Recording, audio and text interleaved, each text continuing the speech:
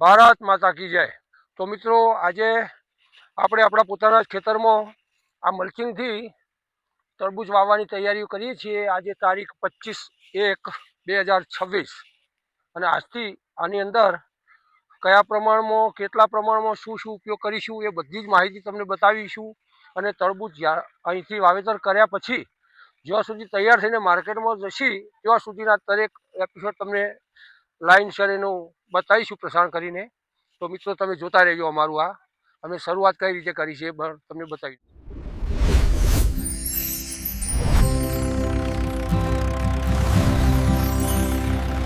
પ્રથમ તો અમે આ ખેતરને ખેડી અને રોટાવેટર મારી અને સમથલ કર્યું છે। ત્યાર પછી આ ટપક ફુવારાની જે લાઈન, ટપકની લાઈન છે એ લાઈનો અમે તૈયાર કરી અને ખેંચી લીધેલી છે। અને હવે આ લાઈનો વચ્ચેનું અંતર જે તમને બતાવી દઈએ છીએ કે જે લગભગ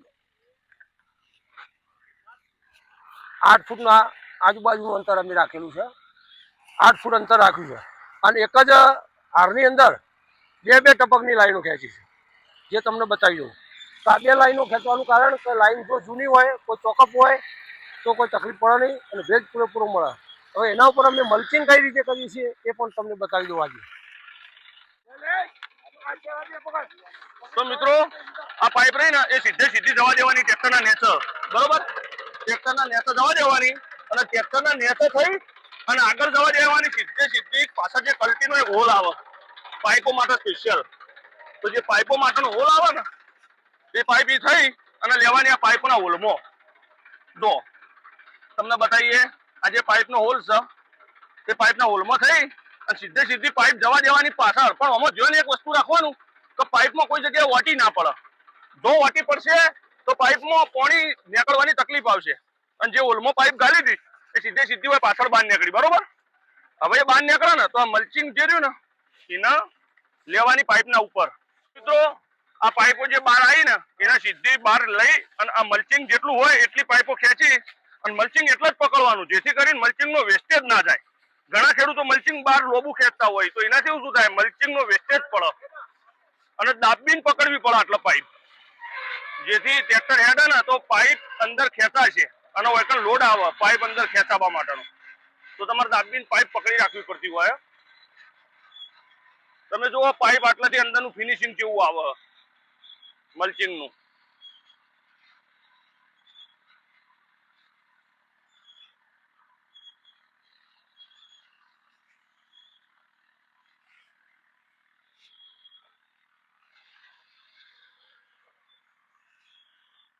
ચાલુ પાવામાં રોલ પટી ગયો હતો, રોલ પટી ગયો ને એના કારણે ટ્રેક્ટર ઊભું કરવું પડ્યું તારે અમારે। જો એમને એમ હેડવા દઈએ તો પાળા ઉપર મલ્ચિંગ મૂક્યા વગરનો રહી જાય। તો આ રોલ લાયા છીએ હવે અને હવે નવો રોલ ચડાવીએ છીએ ટ્રેક્ટરમાં। રોલ કાઢેલો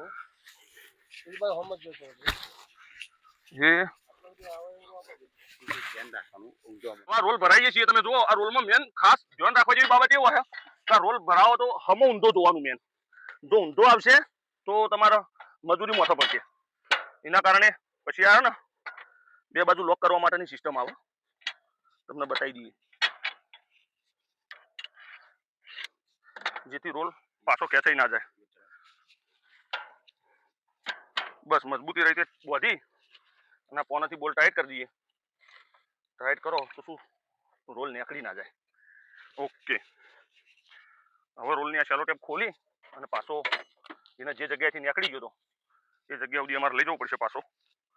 થોડી મજૂરી વધી અમારે પણ કોઈ વાંધો નહીં, જો કે આમ તો સારું થયું, રોલ પૂરો થઈ ગયો, સાટા નવો રોલ વપરાય છે અમારે। આ જે રોલ છે ને એ આ પાઇપના નેચે થઈને લેવાનો, રોલર આવે કલ્ટીના અંદર, આ રોલરના અંદર થઈને લેવાનો।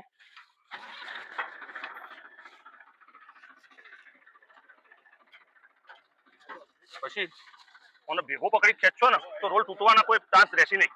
જો તમે એક બાજુ આ ખૂણો પકડીને ખેંચો તો ફાટી જશે, તો આખો રોલ ભેગો પકડીને ખેંચવાનો। આ બે રોલ પટી ગયા હોય તો રોલનો વધો કઈ રીતે કરવો એ તમને બતાવી દઈએ।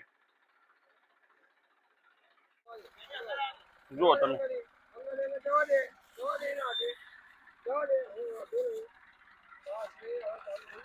જો તમે આ વધો અમે કમ્પ્લીટ કર્યો તો આની અંદર આ ખાતર નાખવામાં આવે છે અને આ રીતે ખાતર બંને બાજુનો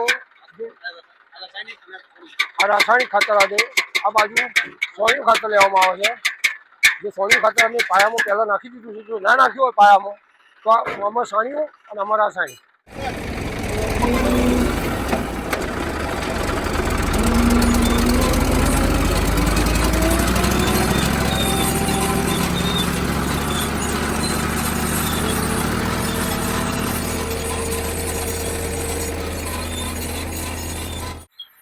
તો મિત્રો તમને ખાતર વિશેની માહિતી આપી દઉં કે આની અંદર NPK SSP super single phosphate એમ જ ટીકડી ગંધક અને અમીન સદાર અમીન આ 4 પ્રકારના ખાતરો મિક્સ કરી અને અંદર આપવામાં આવે છે.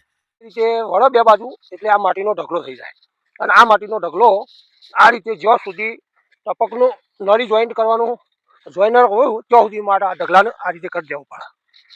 એટલે આમ કરી અને હજી બેડ છે ને એ પ્રમાણેનો જ બેડ જાતે તૈયાર કરી દેવાનો શેડા ઉપર બે બાજુ. આ બેડ હવે તૈયાર થઈ ગયો.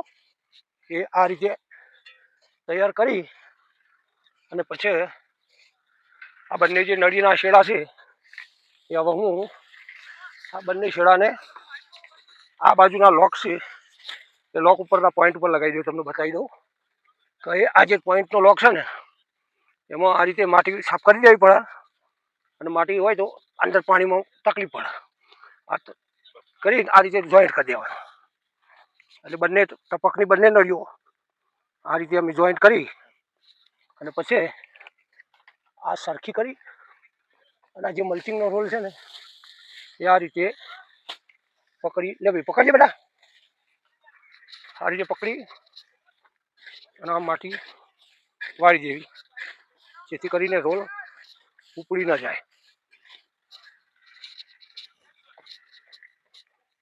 આ બંને બાજુથી આ રીતે એ આમ કરી દો જેથી કરીને રોલ ઉપડવાની બીક રહે ને. આ થઈ ગયો અમારો મલ્ચિંગનો રોલ તૈયાર. આ રીતેનો બેડ બનાવી દેવાનો. દરેક જગ્યાએ અમે આ રીતે કરી લઈશું.